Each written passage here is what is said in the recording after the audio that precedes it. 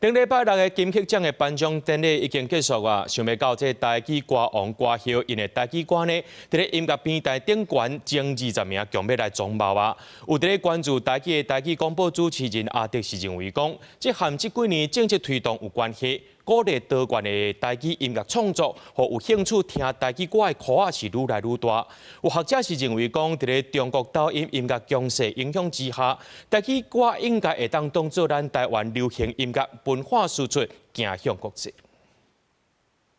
歌声是很诚实的，在里面呢会隐藏真侪个性，以及咱经过的代志。譬如讲，像我的个性，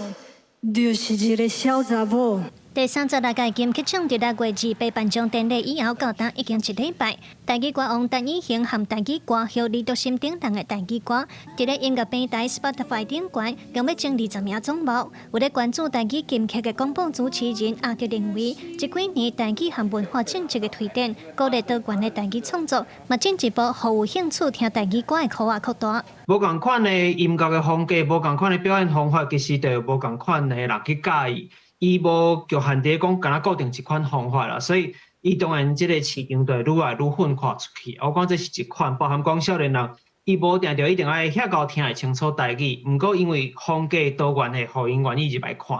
阿德嘛指出，侪台语歌手创作拢有带家乡的腔口特色，也拢有请台语顾问。伊认为这是互台语创作愈来愈有路的关键。另外，有学者表示，无论是透过李德新发起发音的台语歌，还是其他歌手用无共风格和题材的音乐，拢通看到台语歌有真侪可能性。甚至今年金曲奖也以台语专辑摕到年度专辑。学者认为，伫咧中国抖音音乐强势影响之下，台语歌范式会当作为台湾流行音乐的文化输出的走向国际。 中国的流行音乐工业，因即马有够大的吼，啊，迄本钱拢足粗的吼，你慢慢你拼袂过伊啊，你用啥物物件，你会当甲伊做一寡竞争。我感觉是无共款的语言，咱有咱家己的语言啊，咱的语言是面向全世界的